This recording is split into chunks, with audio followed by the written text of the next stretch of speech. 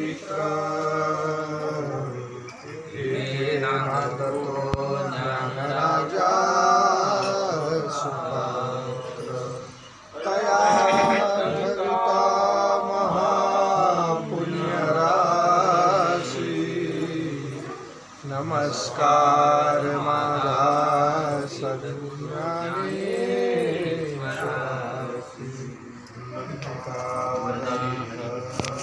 श्री ज्ञानदेव तुकाराम पंढरीनाथ भगवान की जय। माऊली ज्ञानेश्वर महाराज की जय। जगद्गुरु संत तुकाराम महाराज की जय।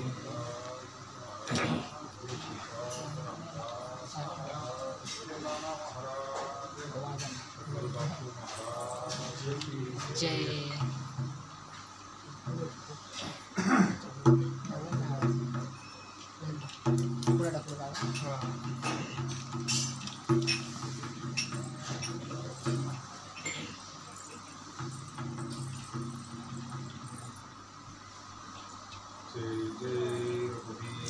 समर्थ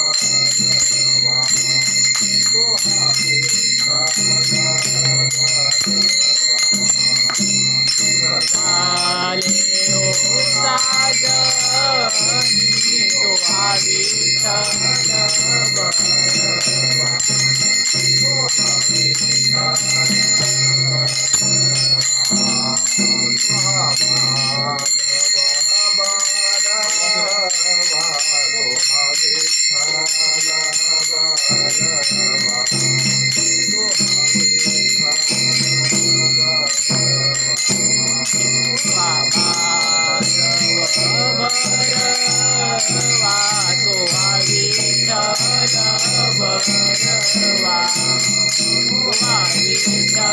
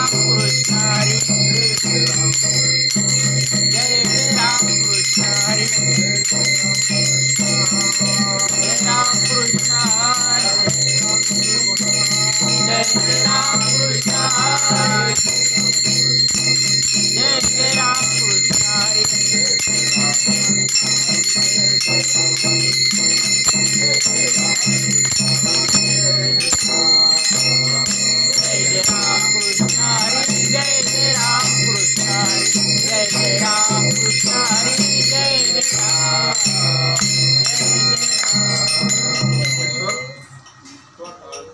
मामाला दे मामाला लहान आहे तुला जमान माझे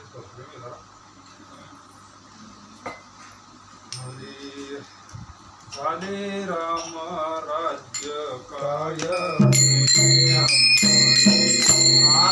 झाले राम राज्य काय पुणे आम्हाची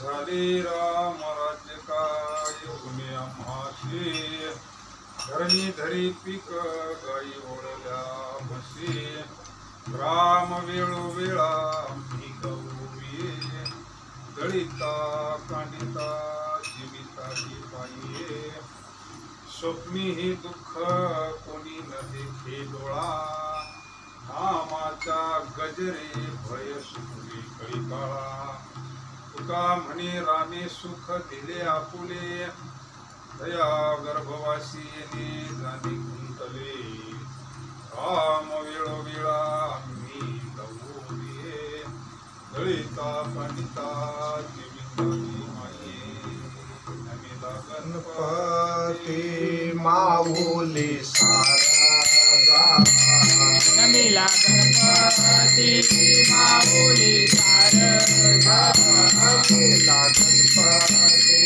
माऊली सारा नमिला गणपती माऊली सारदा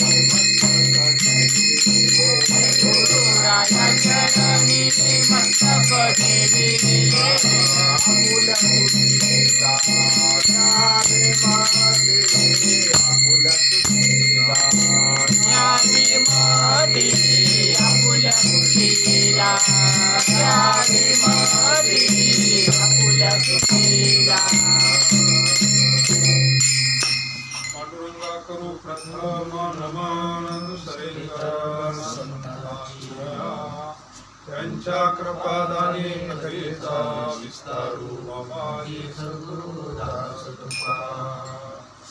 ओम नमो ज्ञानेश्वरा करुणाकरा दयाळा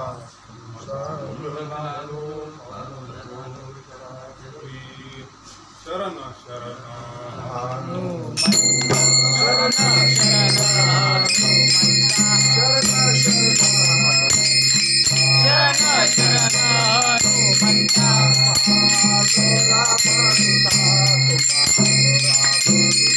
तुम्हालो रामदूता तुम्हालो रामदूता तुम्हालो रामदूता तुम्हालो रामदूता शरण शरण हनुमंता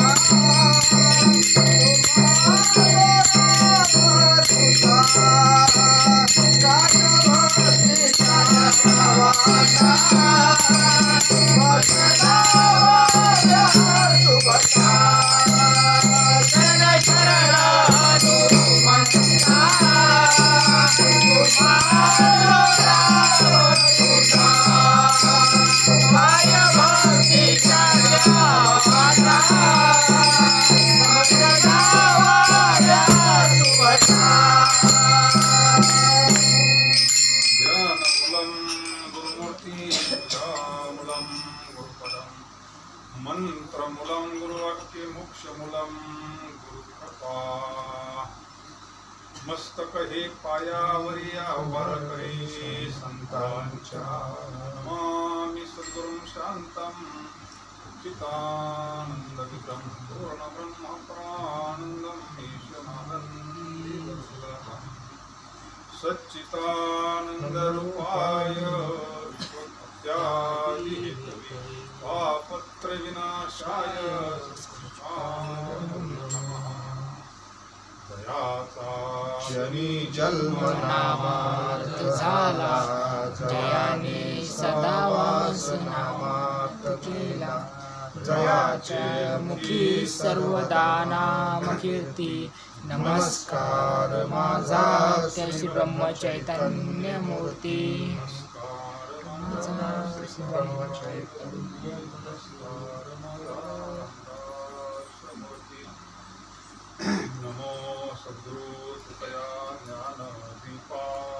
नमो सद्गुरु तुकया ज्ञान दीपा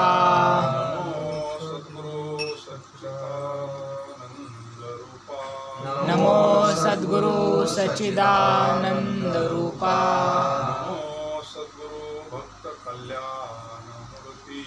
नमो सद्गुरु भक्त कल्याण मूर्ती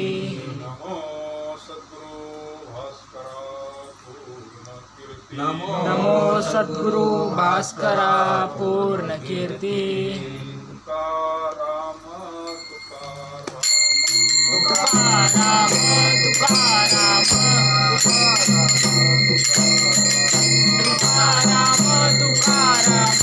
नाम घेता कापे यम नाम घेता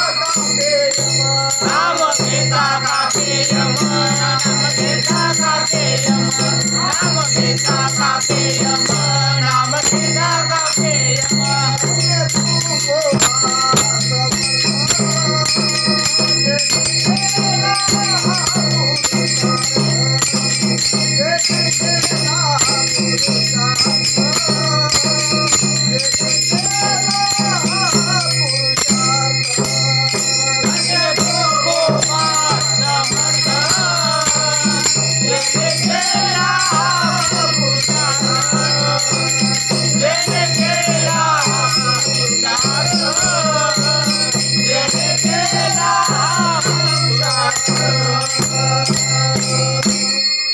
प्रस्तुत अभंगामधून जगद्गुरु तुकोबाराय आपली अनुभूती सांगतात.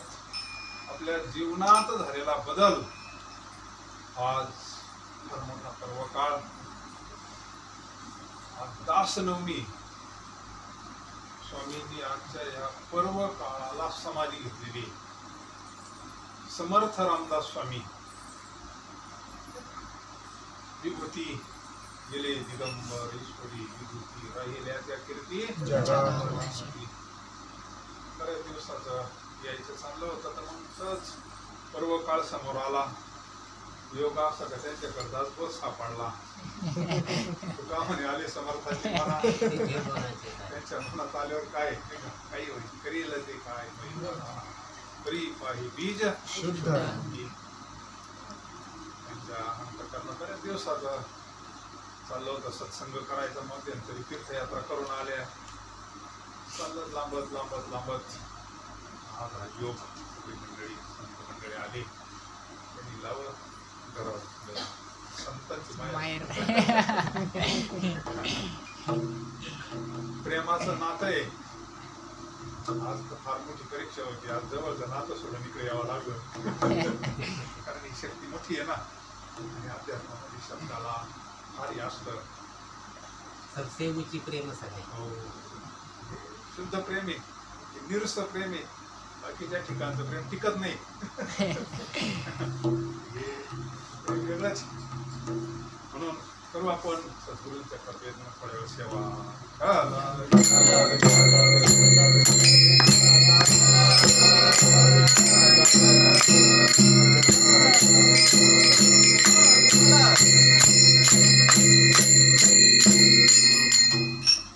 संतांच्या जाण्यात पर्व काळ असतो. भगवंताच्या आगमनात पर्व काळ असतो. साधूच्या गमनात पर्व काळ असतो नाही का. आता ही बापूंची कृपा आहे. गुरुवारी बापूंची कृपा. आता त्या फोटोकडे पाहिला का तो इतका जसा कसा आहे ना तो प्रत्यक्ष. आणि संत कुठं जात नसतातच. भागवतकार किती स्पष्ट बोलतात. भरका गुरु भरका चला. दोघांचा बोध वाया गेला म्हणजे नाही का.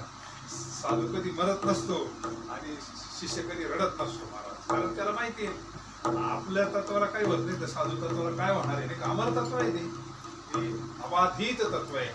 आणि हे सगळं कळण्याकरता सारा परमार्थ आहे. तेवढा बोध आपल्याला ठसण्याकरता तर सगळा परमार्थ आहे महाराज. काय गीता तत्व घ्या, भगवत तत्व घ्या, का जीवच शिव आहे. हा बोध ठसण्याकरता सत्संग आहे.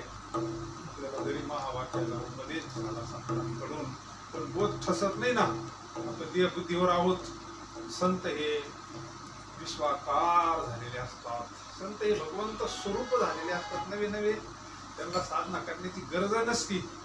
पण येत वडील जे जे करती तया नाम येरती अनुष्ठिती सामान मूळचे ते मंडळी काही इथले नसतात. ते मूळचे मुक्तच असतात. त्यांचं घर कुठं असतं. आम्ही वैकुंठवासी आतोयाचे कारणाचे आहोरीचे रोषे सातभावे वरताया. आम्ही वैकुंठवासी आतोयाचे कारणाचे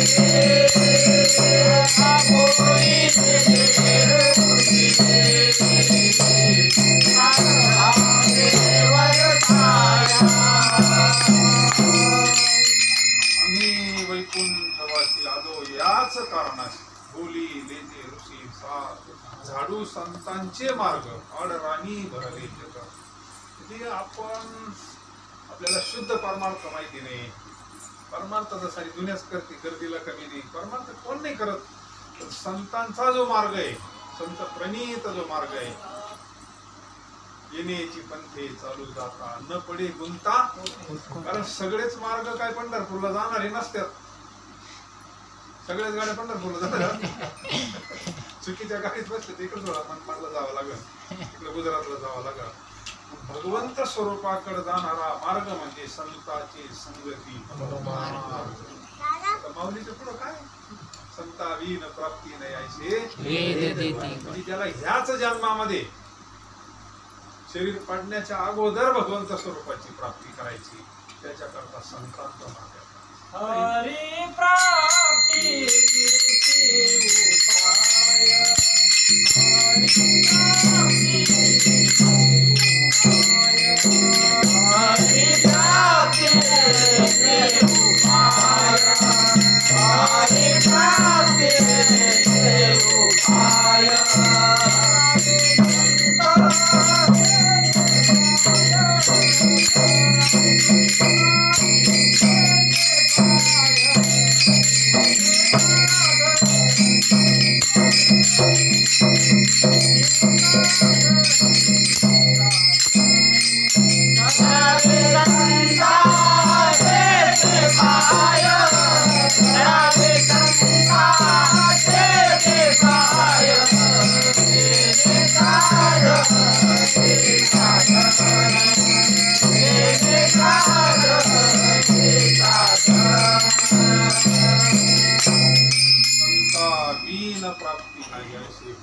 ती ती बाई कणिक लावली तरी पण थोडी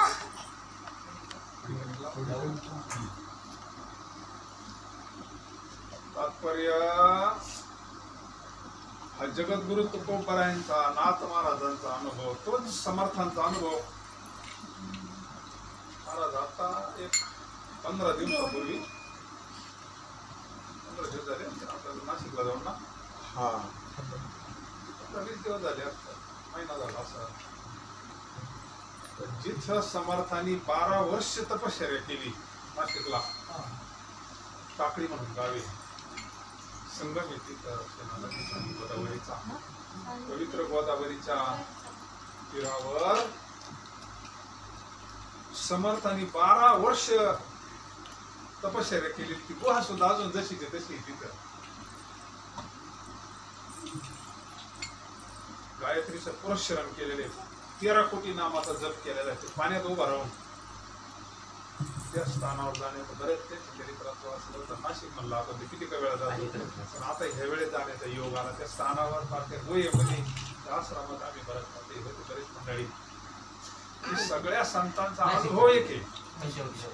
जीवाला पंचवटी जवळ हा पंचवटीच्या अलीकडे असं आता तिथं सिटी झाली. पूर्वी एकांत स्थान म्हणून निवडलेलं आहे समर्थांनी ते साधने करता. कारण धर्माचं कार्य करायचं म्हणजे शक्ती पाहिजे ना काहीतरी. नाथांनी 12 वर्ष तपश्चर्या केलेल्या इथे बरोबर नाथांचं स्थान आहे. 12 वर्ष तपश्चर्या केलं तेव्हा शक्ती प्राप्त झालेली आहे, विद्या प्राप्त झालेल्या आहे. काही शक्य नसली तर काही चालत नाही. समजा आपल्याकडे काही पैसे नसतील आपण काही करू शकत नाही. तशी तपाची शक्ती असते साधूकडे. अशा पवित्र कुळामध्ये समर्थांचा जन्म झालेला आहे. जाम ठोसर घराणं असं पवित्र ते कुळ पावन तो देश जेथे हरीचे दास तसं मूळ पाहिलं तत्व हे ध्वजस्तंभावरी वानरू तो मूर्तिमंत शंकरू. भगवान परमात्म्याच्या अर्जुनाच्या रथावर जो मारुतीराय आहे ना तो अवतारच भगवान शंकराचा आहे ना.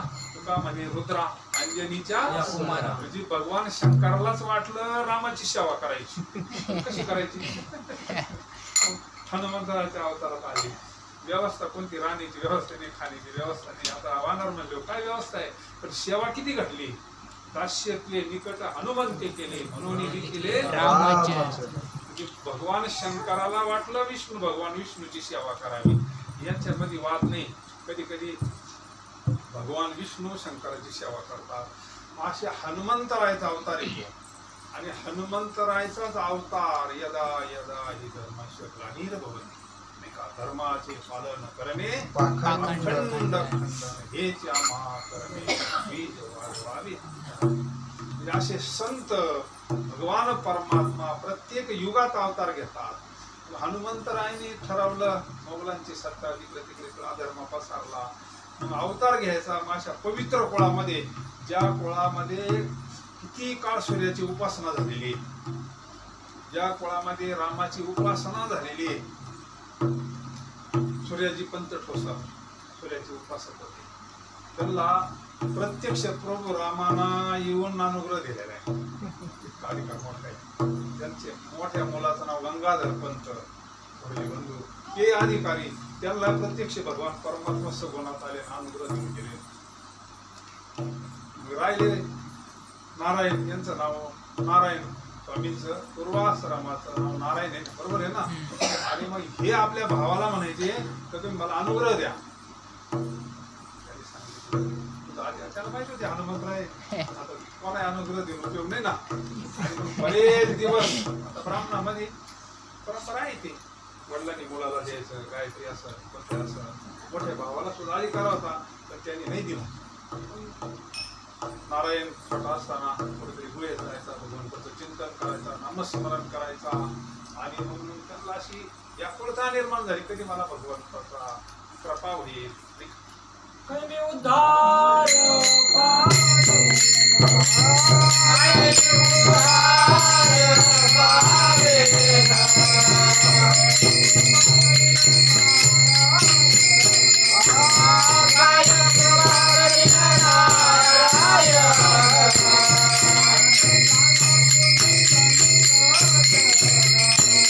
ऐसे साकार तुम्ही संत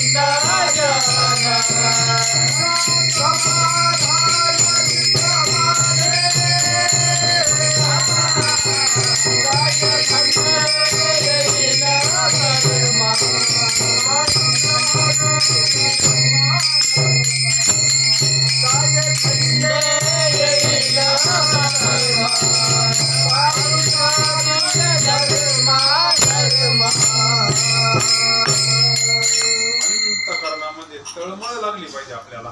आपण रमलोय या प्रपंचामध्ये, आपलं चित्त अस्थिर आहे, अशुद्ध आहे. आपलं चित्त ज्यावेळेस समाधान प्राप्त होईल ना, गुरुवारी बापू म्हणायचे समाधान ही समाधी. कायच कळत आहे जीवाला काही काही. समाधी म्हणजे काय? अरे समाधान हेच देवाचं दर्शन आहे, पण जीवाला कळत नाही. असं तळमळ लागल्यानंतर भगवान परमात्मा प्रगट झाले. महाराजांच्या मस्तकावर हात ठेवला, हात दिला, मस्तकी प्रसाद जेवण केले, सुखी. त्यांना सुद्धा अनुग्रह प्राप्त झाला. पण आईची इच्छा होती नारायणांना लग्न करावं म्हणून. आईला असं वाटलं, मला तुला बोल्यावर उभं राहिलेलं पाहायचं. आई म्हणायची तुझं लग्न करावं असं माझी इच्छा आहे. हे म्हणजे मी आता त्याच्याकरता आलोच नाही. आता अवतारी महापुरुषांचं कार्य वेगळंच असतं ना, जगाच्या कल्याणात कष्टविधी. साधू हा दुसऱ्याला देण्याकरता आलेला असतो. वाढावया सुख भक्ती भाव धर्म कुळाचार धाम. अज्ञानी जीवाला ज्ञान देण्याकरता, जाग करण्याकरता, उठा जागी वारे आता स्मरण. पण आईचा शब्द सगळ्यात मोठं खोट म्हणजे आई. सकल तीर्थाची आईचा शब्द बोलायचा येईना ना. पाहुणे पाहायला यायचे, पाहुणे एवढे पाहून जायचे, बेस्ट पैकी हे आपले गप राहायचे. यांच्या डोक्यात ठरेल होतं दोघा भावांचं. पण फक्त आईचा शब्द ओलांडायचा नाही ना. पाहुणे बिवणे चांगले पाहून जायचे. आईला म्हणायचे मी पाहुण्याला गावाच्या 20 पर्यंत सोडून येतो. पाहुण्यांना गावाच्या 20 पर्यंत गेले का पाहुण्यांना सांगायचे, हे पहा मला काही लग्न करायचं नाही, मी काही याच्यात पडणार नाही, तुम्ही काय परत येऊ जाऊ नका, निरोप देऊ नका. वर्ष झालं जमत कुठे पाहुणे तर काहीच यायचे. पाहुणे आईला वाटलं जमा नका, मुलगी ती मुलगा असतो, पाहुणे असते, सगळी पसंती होती, जमा नका. हे प्रत्येक पाहुण्याबरोबर आईला म्हणायचे, पाहुण्याला वाटा लावले. तिथं बरोबर सांगायचं मला काही लग्न करायचं नाही, तुम्ही येऊ जाऊ नका, प्रपंच पडायचं नाही. आणि मग आईचा नाईलाज झाला. मग एक दिवस मामा आले, आम्हाला सांगितलं बाबाने याचं जमानाच म्हणले किती दिवसापासून माझी इच्छा आहे याचं लग्न व्हावं. मामा म्हणले मग माझीच मुलगी देऊन टाकी तू. जमलं, लग्न बी ठरलं. पूर्वी रात्री असे आणि मग लग्न यांचा प्लॅन सगळा ठरलेला होता. फक्त आईचा शब्द हो आल्यावर उभं राहिलेलं पाहायचंय म्हणले. आई ना तेवढं उभं राहू लागतं म्हणले आपण. आणि मग असे उभे राहिले. लग्नाची सगळी तयारी, रात्रीचा प्रसंग. आणि मग ब्राह्मण म्हणतो ना शुभ लग्न सावधान, मंगल सावधान. तो सावधान म्हणल्यावर विचारलं स्वामी नारायणना, म्हणजे गुरु तुम्ही सावधान म्हणते कोणाला? म्हणले बाळा तुलाच म्हणतोय सावधान. आता ही विधी पडणार याच्यातून काय परत निसारता येत नाही म्हणले, नाही का. प्रपंच काय सामान्य नाही म्हणले. संसार विश्रांती नाही. ते सावध म्हणल्यावर सावधच झाले ना. सावध झालो, सावध झालो, आलो आईच्या. आणि मग तिथून जे निसटले ते तिथं गडबड गोंधळ झाली. नवरदेव पुढे, नवरदेव पुढे गेले तसे मला नदीवर. आणि मग गंगाधर पंतांनी तिथं मुलगा शोधूनच ठेवला होता. लगेच त्याला उभं केलं, ते लग्न पार पाडलं. म्हणजे त्या मुलीलाही त्रास नको. आणि तो प्रसंग झाला. मग इकडं आले नारायण स्वामी, आले नदीवर. ते सगळं हळद बिळद ते सगळं घेऊन काढलं. सगळं लग्नाचं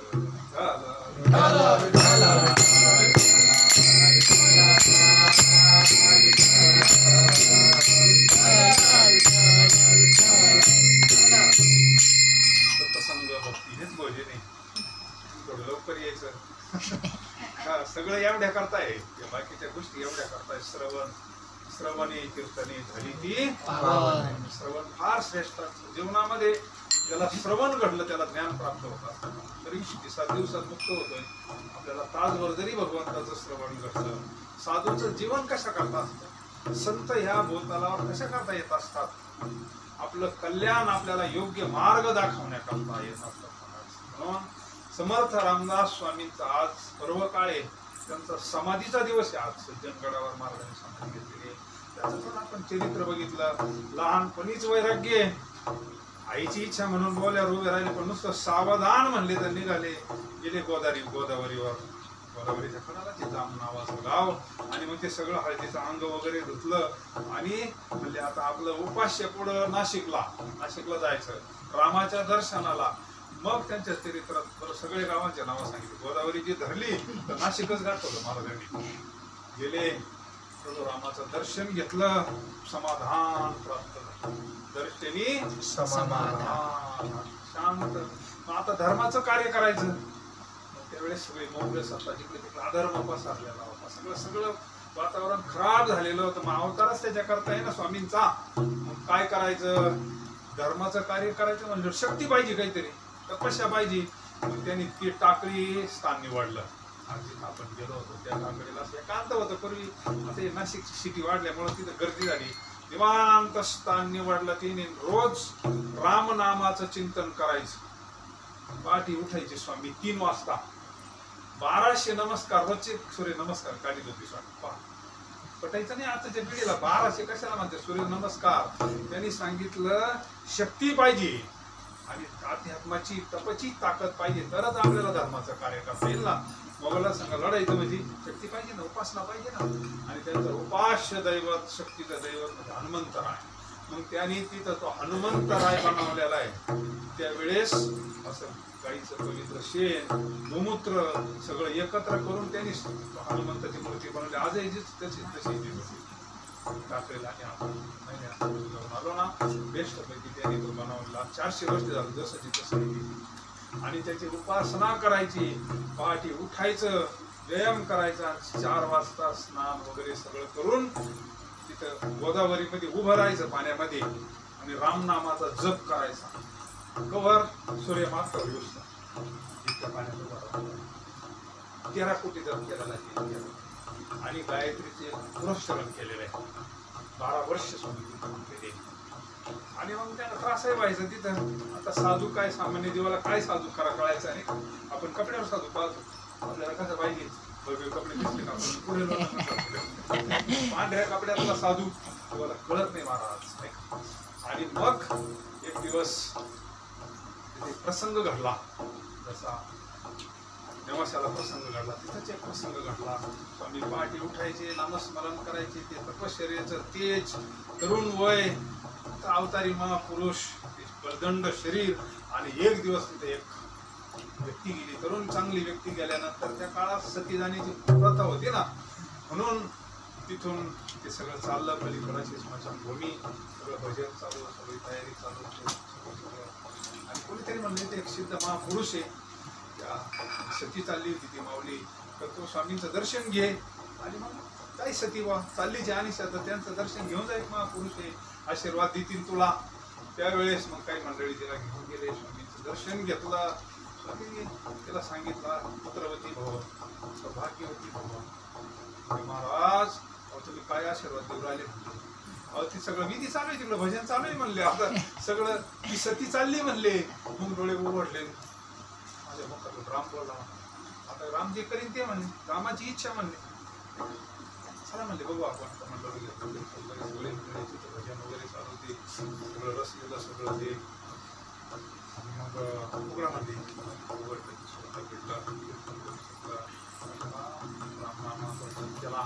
श्रीराम जय राम जय राम, श्रीराम जय राम जय राम, श्रीराम जय राम जय राम, श्रीराम जय राम जय राम, श्रीराम जय राम जय राम, श्रीराम जय राम जय राम,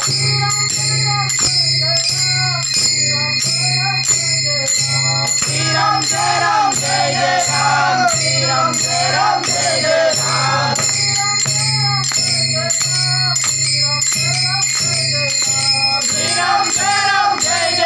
श्रीराम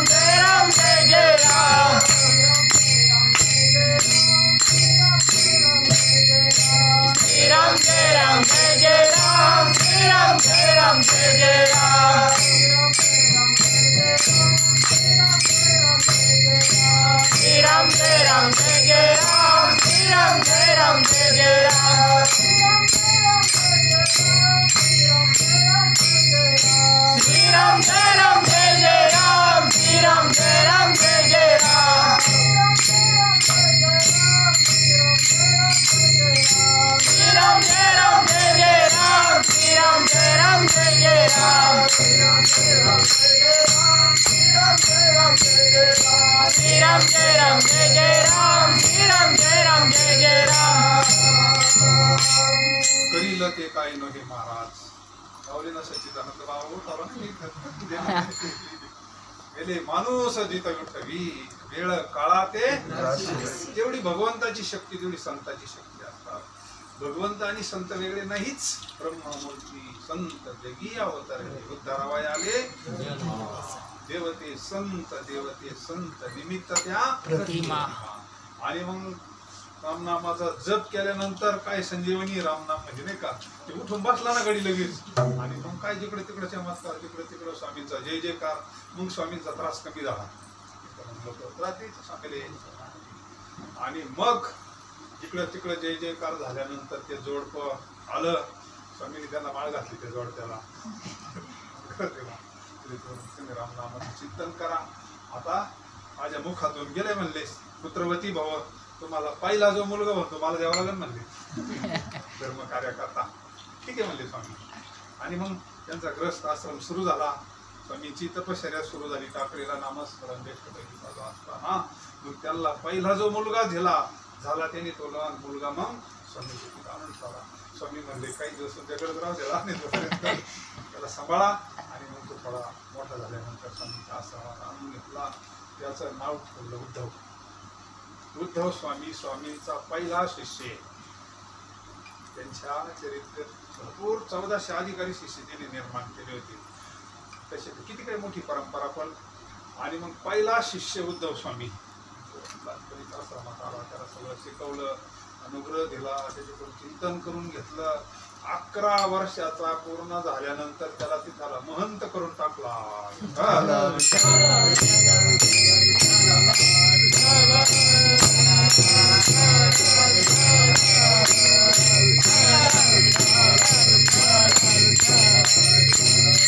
आणि मग स्वामींची 12 वर्ष पूर्ण तपश्चर्या पूर्ण झाली भगवंताचं सगुण दर्शन झालं 13 कोटी नामस्मरण जर झालं तर भगवंताचं दर्शन होतं आपल्याला महाराज साक्षी त्याला लहानपणापासून मला नामस्मरण करतात त्यांना नामस्मरण होतं ते बाकीच्या राड्यात त्यांनी पडले नाही त्यांनी फक्त सेवा केली कलेच्या नादीने लागले म्हणून बाकी त्याला असं वाटतं महाराजांचं काय एवढं मोठा आश्रम वगैरे नाही पण त्यांच्याकडे काय आहे दैवी संपत्ती सामान्याला नाही कळत बाकी त्यांना काय वाटतं भले मोठमोठे आश्रम झाले महाराज काय साधेत राहतात भाऊ दैवी संपत्ती ही वरून नसती कळत दया क्षमा शांती ते समाधान ती खरी संपत्ती देवाची हे जड आहे सगळं तुम्ही लय मोठं बांधलंय हे काय हे फक्त लौकिक आहे लौकिक हा टिकत नसतो महाराज म्हणून त्यांनी दासबोधात लिहूनच ठेवलं या ग्रंथामध्ये आजही जो कोणी कारण स्वामींना 13 कोटी नामस्मरण केलं रामनामाचं तर सगुण दर्शन झालं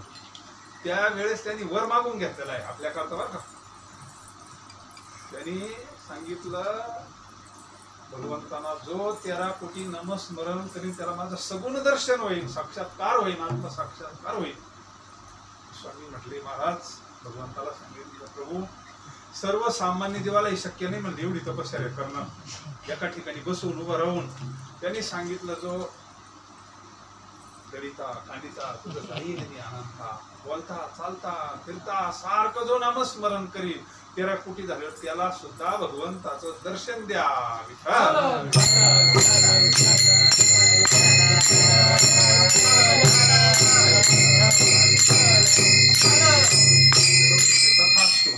कलियुगामध्ये अल्प आयुष्य मानव गणिले ते बालक क्रीडा रोग काय भजनाशी उरले पाहिजे राम राम स्मरा म्हणून क्षणभंगूर नाही भरवसा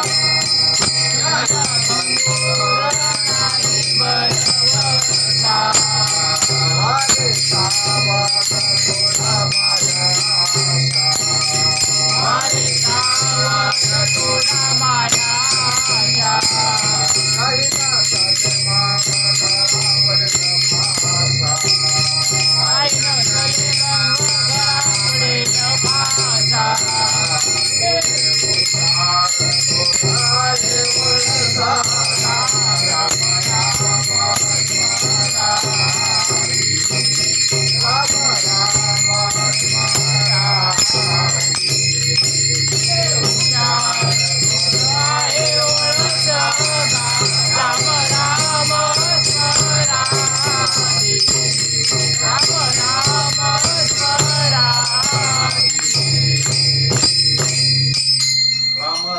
स्मरा आधी आधी आधी झडझडोनी वाहिलाने ये भक्तीच्या वाटेला. पावसी अभ्यंग निज. आपल्याला काय वाटतं, एकदा प्रपंच चांगला करून घेऊ सगळं, मग देवदेवच करायचं, माणूस घालायचं. गॅरंटी नाही ना याची, गॅरंटी नाही ना याची. गॅरंटी आहे का? माऊली म्हणतात माशी पंख याची गॅरंटी नाही, शरीराची गॅरंटी नाही. आपल्याला काहीच होत नाही स्वरूपाला. आपलं जे स्वरूप आहे ते सांगण्याकरता तर संत येतात. आपलं स्वरूप तर अमर आहे. अमर आहा खरे की पहा न म्हणा देह माझा मग भरा. अरे आपलं जे मूळ स्वरूप आहे ते आपल्याला माहिती नाही, ते संत अनुग्रह देतात, म्हणजे स्वरूपाचीच ओळख करून देतात. तेच ज्ञान आपल्याला करून देतात, बाकी वेगळं काही नसतं. पण आपल्याला लागत प्रपंचाच्या गोष्टी आपण जातो, बाबा अंक नाही तमक नाही, अख्खा आयुष्यभर मागतच राहतो आपण. पण देवाकरता कोण जात आहे? माऊली म्हणते तो मज व्हावा, तो मज व्हावा, वेळा व्हावा पांडुरंग. ब्रह्म चैतन्य महाराज सगळे मागणारेच येतात म्हणजे माझ्याकडे, सगळे रडगाण्यावालेच येतात म्हणजे नाही का. दवाखान्यामध्ये जाणार आहे काहीतरी आजार झाला असतं म्हणून जातात ना. तसे सगळे पण देव पाहिजे असं म्हणणारा हातामध्ये फार थोडे असतात म्हणजे नाही का. मग स्वामींनी वर मागून घेतला, धर्माचं कार्य करण्याकरता स्वामी तिथून बाहेर पडले. बुद्ध स्वामीला तिथं महंत केलं आणि अख्खा भारत पायी फिरलेले. आज समाजाला नेमकं काय पाहिजे, काय समाजाला नेमकं कशाची गरज आहे, त्या काळात जेवढे संत महंत होते त्यांना भेटले. तर आपल्याला आता धर्माचं रक्षण करण्याकरता एकत्र आलं पाहिजे. म्हणजे जगद्गुरु तुकोबा आहे त्यावेळेस, आणि आज आता शिवजयंती झाली ना, एवढं जे धर्माचं राज्य छत्रपतींचं उभं करण्याचं खरं पाया त्यांच्यावरच आहे ना. देवीचा रचला ना पाया हा. तर मग हे समर्थ रामदास स्वामी आणि जगद्गुरु तुकोबरायांनी छत्रपतींना घडवलं.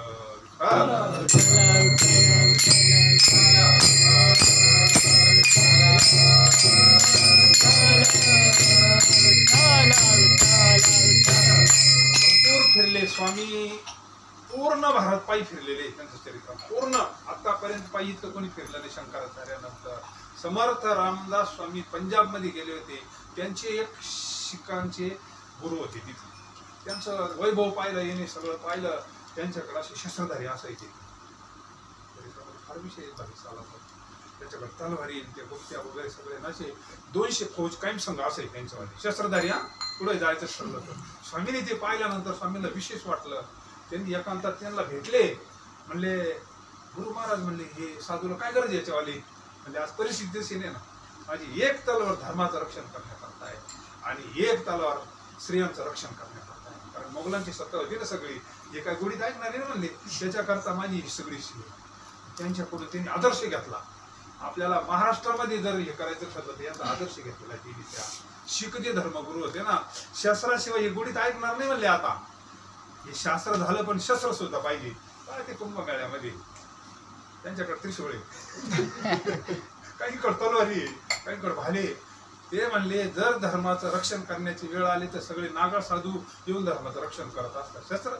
शास्त्रात आहे पण आमच्याकडे शस्त्र सुद्धा आहे म्हणले. ज्या वेळेस जशी मिलिटरी आहे ना तशी त्यांची सुद्धा मिलिटरी. प्रसंग आला तर ते हिमालयातून बाहेर येत असतात. तात्पर्य मग स्वामींनी तो आदर्श घेतला. मग महाराष्ट्रात आले, शहाजी राजांना भेटले, सगळे मावळे एकत्र केले आणि मग खरं धर्माचं खरं ते उभी केलं. छत्रपतींना सगळं श्रेय त्यांच्याकडे जात. आणि मग समर्थ रामदास स्वामी महाराष्ट्रात आल्यानंतर धर्माचं कार्य करत असताना फिरता फिरता फिरता फिरता फिरता एक दिवसाचा प्रसंग आहे त्यांच्याकडून. स्वामी भिक्षाला जायचे, लोक दूध द्यायचे, कोण काय द्यायचं कोण काय द्यायचे नाही. जरी झाला संन्यासी तरी मध्यान्नाशी याला लागतच, भूक लागतच असते, दोनदा लागत असते नाही का. आणि मग एका कुटुंब, सात्विक कुटुंब होतं. स्वामींना संत भजनाला बोलावलं त्या मंडळीने. ब्राह्मण कुटुंब होतं. स्वामी गेले. स्वामी गेल्यानंतर 2 मुलं होते अशी छोटी, अशी तेजदार मुलं. त्यांनी रांगोळी वगैरे सगळं सगळं सगळं सगळं असे तेजदार, काय आपण म्हणतो ना पोराचे पाय पायला दिसते म्हणून. पाहिलं, साधूची नजर येते आता नाही का. आणि मग जेवण वगैरे झाले, सगळं प्रसाद वगैरे झालं. ते काय टायमाला श्रीफळ आणलं, स्वामींना सार वगैरे दिली. स्वामी म्हणले काय तुम्ही प्रपंचिक लोक येते म्हणले, मला हे नको म्हणले, मला हे मुलगा द्या म्हणले एवढा. स्वामींनी सगळे तरुण मुलं निर्माण केली होती म्हणून तर ते धर्माचं कार्य झालेलं आहे ना. त्यावेळेस त्या गृहस्थांनी सांगितलं तो मुलगा माझा नाही म्हणले, माझ्या बहिणीचा आहे म्हणले. 2 मुलं आहे म्हणले त्याला. ही दोन्ही मुलं माझ्या बहिणीचे.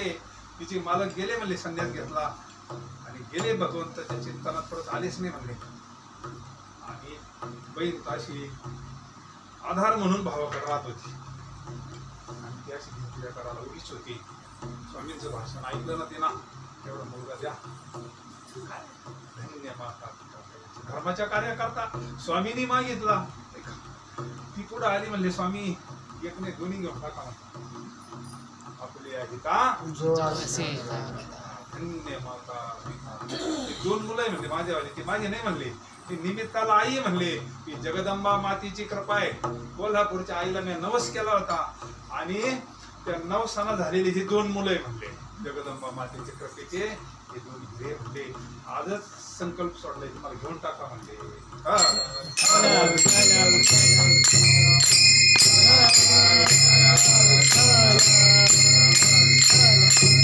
मग स्वामींनी ते मुलं नेले धर्माचं कार्य करता. त्या काळात रामनवमीचा मोठा सोहळा करायचे स्वामी. बदलून गावामध्ये मोठी रथयात्रा निघायची, अन्नदान, रामनामाचं जप, कथा, कीर्तन, भजन, पूजन. मोगलांची सत्ता होती, सत्ता सगळी त्यांची होती. मग एक दिवस रामरायाची अशी मिरवणूक चालली होती. मिरवणूक चालली असताना असे बारावती, तिथे मोठं झाड होतं आणि त्या रथाच्या मिरवणुकीला ते आडवं आलं. स्वामी म्हणले तोडा. म्हणले ते मोगलांची सत्ता होती, हे करावं लागेल म्हणजे परवानगी घ्यावं लागेल, तसं तोडता येणार नाही म्हणते. सगळ्याचा मालक आहे म्हणले, परवानगी घेते कोणच? सगळ्या जगाचा मालक राम आहे ना म्हणले, आणि त्याला कोणच परवानगी घे, तोडा म्हणले. काय होत कोण तोडी? तर हा होताच हा मुलगा, पहिला जो मुलगा दिला होता ना, त्याचं नाव कल्याण नंतर ठेवलं. कल्याण वृद्ध होतो नाशिक. आणि मग हा गेला, ती फाटी तोडली गुरु आज्ञा. पण ती फाटी अशी होती का तोडल्यावर ती बारवत पडली आणि बारवत पडला तो मुलगा. आता मोठमोठे वाद्य चालू होते, हत्तीवर मिरवणूक, भले मोठी मिरवणूक, एवढ्या गजरामध्ये गेली मिरवणूक निघून. त्याचा काय कोणा विचार केला नाही. मिरवणूक संपली, कीर्तन वगैरे संपलं, सगळे झोपायच्या वेळेस. आणि म्हणले अरे तो बाळपुढे आपला.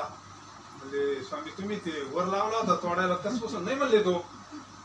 आणि मग सगळे झोपल्यानंतर स्वामींनी असा एक टेंबा केला आणि ते बिचारी तिथे त्या बाळापाशी आले, मोठमोठ्या आरोळ्या दिल्या, त्यांना आतून व दिली. जय जय रघुवीर समर्थ, तुमच्या कृपेना मी एकदम व्यवस्थित आहे म्हणले. बाळा कल्याण असं म्हणले.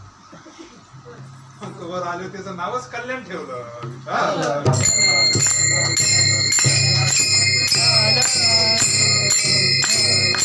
आणि मग साताऱ्याला मोठ्या गुहेमध्ये स्वामींनी हा दासबोध दिला आणि तो कल्याणनी लिहिला. स्वामींनी सांगितला आणि त्यांनी तो लिहिला. कल्याणाचे हे कल्याण, कल्याणाचे हे कल्याण,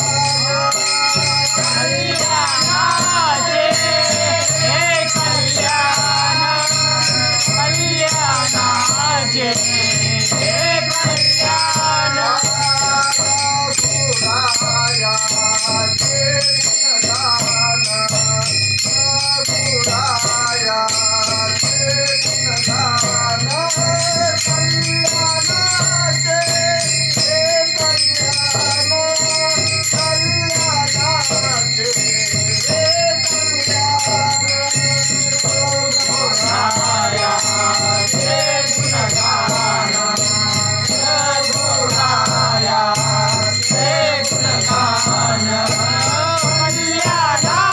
कल्याणाचे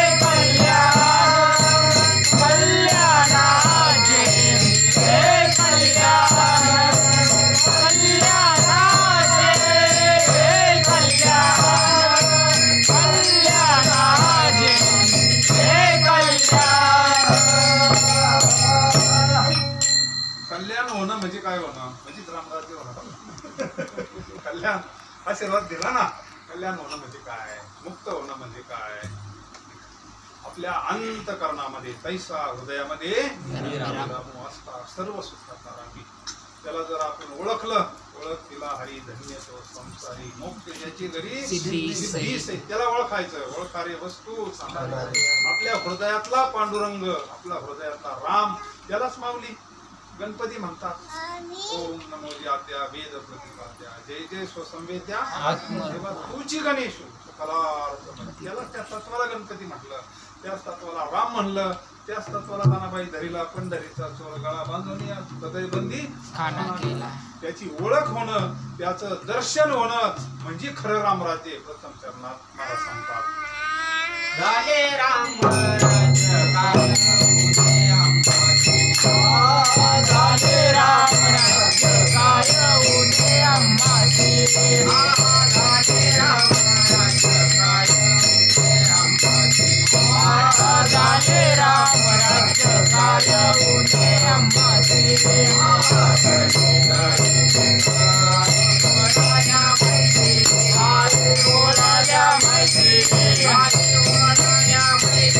हरी ओळल्या मैत्री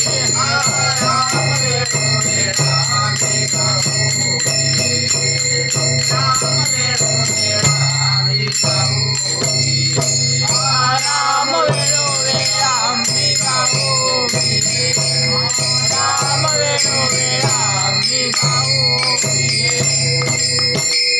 सगळ्या संतांची अनुभूती माझी संसार सुफल झाला की माय विखेले पाय विठोबाचे, तो मज व्हावा, तो मज व्हावा, वेळो वेळा व्हावा.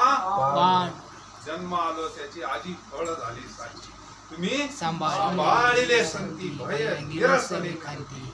आपली भीती कधी नष्ट होईल? सगळ्यात मोठी भीती मृत्यूची.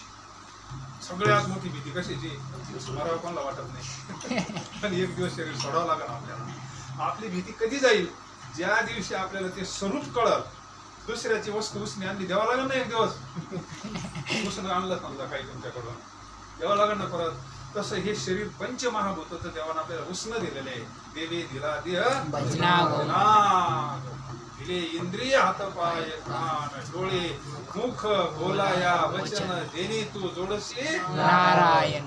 नारायण जोडण्याकरता उपाय सांगितला ना. आम्ही तेने सुखी म्हणा विठ्ठल कंठी निर्वा तुळशी व्रत करा एकादशी. किती सोपा मार्ग सांगितला. आपली जिथं श्रद्धा असेल, पवित्र तुळशीची माळ घालावी. ज्या संतावर आपली श्रद्धा असेल, विश्वास असेल, संताची पायी सर्व भागीता तेची माझी हित करीती सकळ देणे हा गोपाळ. आणि त्यांनी दिलेल्या गुरु मंत्राचं चिंतन करावं, अखंड चिंतन.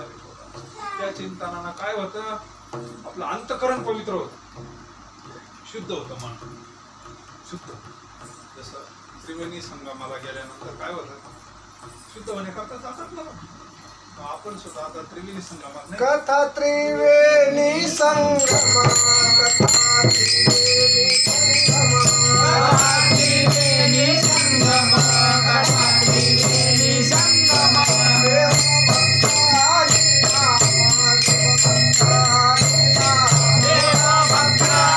नाम, देव भक्तानी नाम, देव भक्तानी नाम, देव भक्तानी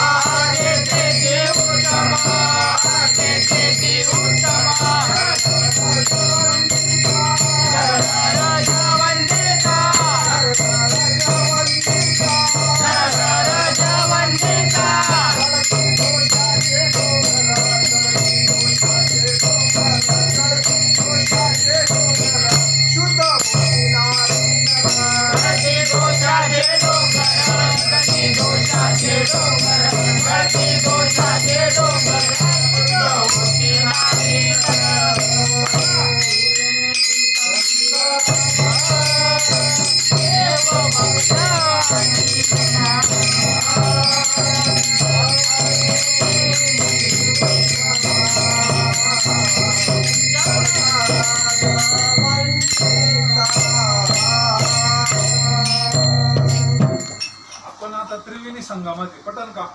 आता आपण त्रिवेणी संगमात जगद्गुरु तुकोबारांप्रमाणे तर आपल्याला ना कथा, कथेमध्ये आपण कथेमध्ये आपण आता कीर्तनामध्ये आहोत, सत्संगात आहोत. ते जे काम करतात तेच हे काम करतात. मी जास्त करतो उलट. तिथं फक्त पाप जातं, तर पापाची वासना नाही जात. पापाची वासना जाण्याकरता हा सत्संग आहे. विनू सत्संग विवेक न होई. ती मोठा तपस्वी जरी झाला तरी वासनेचा संग होय अंत काळी तरी तपोबळी जन्म धरी. कशा करता प्रमाणे ती वासना काय सामान्य आहे का? ती वासना चांगल्या चांगल्या कशी ती मारा शेवट. जड भरत राजा हरणी गर्दी गेला, घाला तो घातला वासना. पण त्या वासनेचं बीज जाळण्याची ताकद सत्संगामध्ये. संत चरणार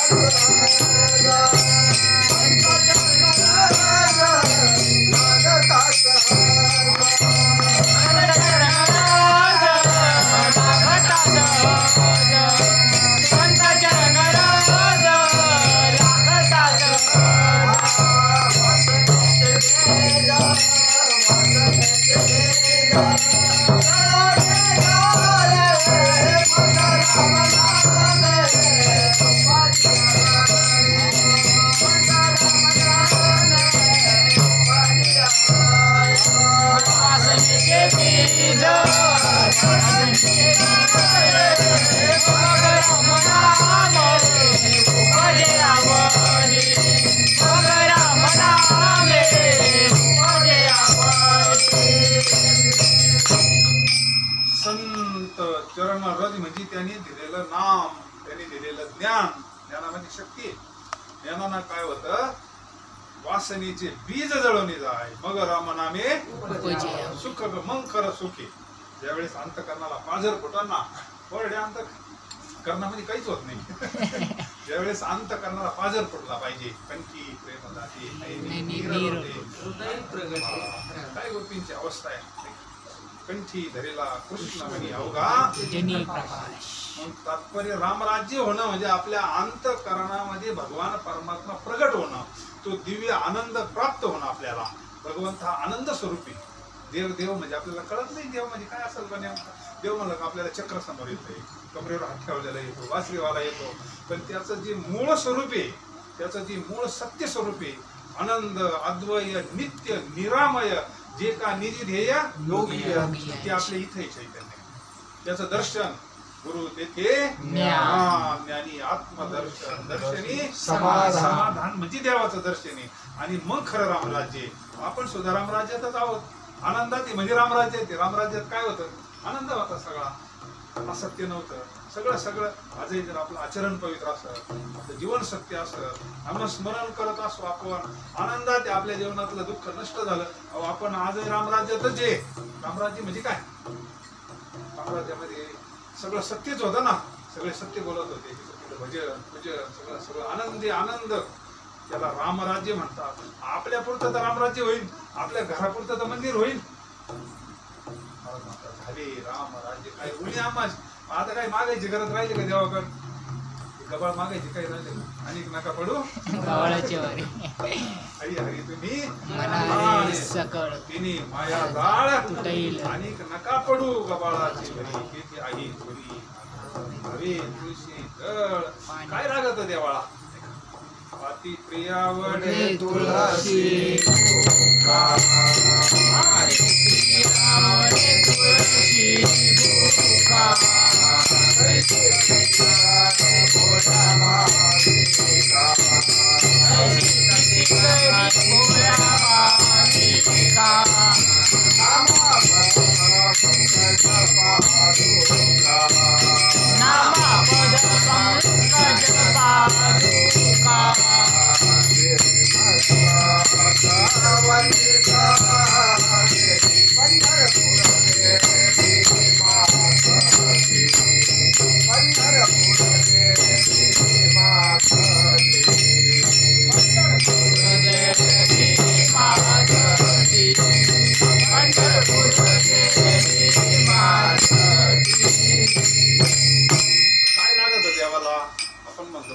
पैसे नाही आम्हाला देव करायला आमच्या नशिबात नाही, आमच्याकडे पैसा नाही, पुढे जाते.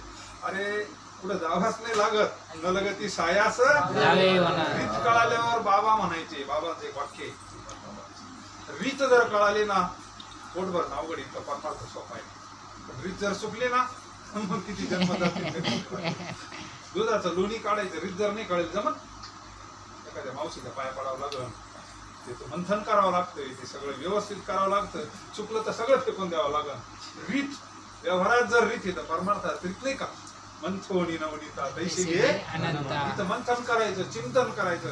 मंथन केलं का मन शुद्ध होतं. पहिलं आपलं अंतःकरण आता तुमचं अंतःकरण पवित्र असतं, पण तरी चिंतन केल्यानंतर अनुभूती ती त्या दिव्य आनंदाची अनुभूती, भगवंताच्या दर्शनाची अनुभूती ती.